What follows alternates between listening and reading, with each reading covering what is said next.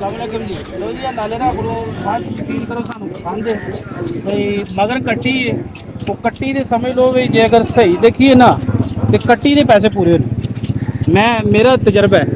भाई महीने सिर्फ 6 ने ते लाले ना पूछ लिया भी के दूध भी 12 से देती है 6 से टाइम का दूध यानी 5 दिन होए जी 6 से टाइम का दूध 5 दिन होए ने सुई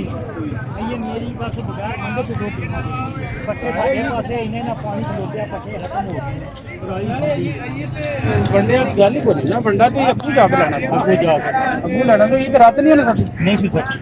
ये तो रात नहीं सुधरती जिस दिन रात ने 60 साड़ी ना असल दूध दे भी आए थोड़े दो नहीं देखन लग जू तो सूजी जी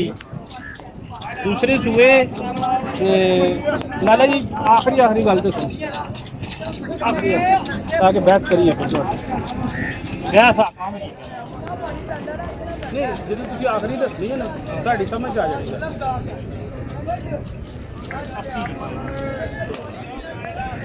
ਲੋ ਜੀ 280 ਮੰਗਦੇ ਨੇ ਪਏ ਹਾਲਾਂਕਿ ਯਕੀਨ ਕਰੋ ਵੀ 280 ਸਾਡੇ ਕੋਲ ਪਿੱਛੇ ਇੱਕ ਬੰਦੇ ਨੇ ਮੰਗੇ ਆ ਮੁੱਲ ਦਾ ਸਿਆ ਨਹੀਂ ਕਰਦੇ ਜੀ ਆ ਤੇ ਉਹਦੀ ਗੱਲ ਮੈਨੂੰ ਸਮਝ ਨਹੀਂ ਆਈ ਇਹ 280 ਸਮਝ ਆਉਂਦੀ ਕਿਉਂਕਿ ਇਹ 280 ਜਿਹੜਾ ਨਾ ਇਹ ਸਮਝ ਲਓ ਦੋ ਹੀ ਮੰਗ ਰਹੇ ਨੇ ਕਿਉਂਕਿ 80 ਜਿਹੜੇ ਨਾ ਇਹ ਕੱਟੀ ਜਿਹੜੀ ਹੈ ਨਾ ਇਹ 4 ਤੋਂ 5 ਮਹੀਨੇ ਤੇ ਸਮਝ ਲਓ ਵੀ ਤੁਹਾਡੇ ਪੈਸੇ ਪੂਰੇ ਠੀਕ ਹੈ ਤੇ ਮੰਡੀ ਤੇ ਭਰੀ ਹੈ ਜਾਨਵਰਾਂ ਨਾਲ ਹਜ਼ਾਰਾਂ ਦੇ ਹਿਸਾਬ ਨਾਲ ਸਮਝ ਲਓ ਮੈਂ ਕਹਿ ਸਕਦਾ ਕਿ ਲੱਖਾਂ ਦੇ ਹਿਸਾਬ ਨਾਲ ਲੇਕਿਨ ਅਸਲ ਚੀਜ਼ ਹੈ ਵੀ जानवर ढूंढना या बंदा ढूंढना नस्ली कुशल था बेदा का इधर मारो हाँ जी कैमरा जरा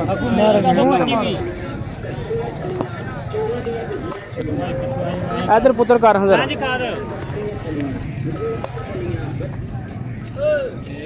बस जी माशाल्लाह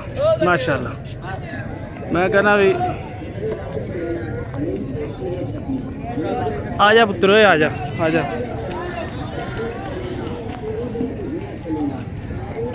12 किलो दस्या जी गल समझ भी आती है भी 12 किलो जड़ा कोई झूठ हाँ नहीं फिर क्यों देना जी हाँ नहीं दस दी है झोटी दस दी है भी दूसरे सूए झोटी 12 करे ना अगर तो यकीन करो भी रेट बड़ा मकूल है मैं तुम्हें दसिया ना भी बंदे मजबूर होंगे ने और कोई गल नहीं और कोई शौक नहीं मजबूरी की वजह कई जानवर इस तरह के लभ जाते हैं पोले भी जोड़े आम तुसी पिंडा चो या घरों है चारे सुंब जनाब मेरी सोहनी हो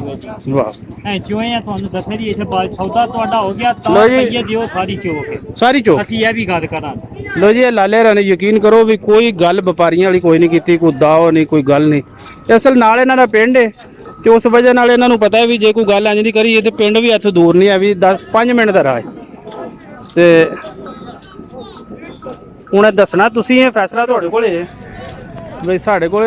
समझ लो भी 100% जोड़ा ना 280 कोई मुल नहीं है समझ लो दो है मैं तुम्हें अगे भी दसिया भी जिदे मगर कट्टी हो ना वो तो समझ लो 2 मझां ने ना जे कोई मेहनत करे पाले घर रखे तो सोहनी सुथरी जनाब मेरी भागदी क्यों है भाई जी हाँ 5-5 लाख की मैं देख के आया 5-5 लाख रुपये बस है परेशानी नाल बंदा जाए मंडी फिर आए को 100 इधर मामला तो हो जाते हैं लेकिन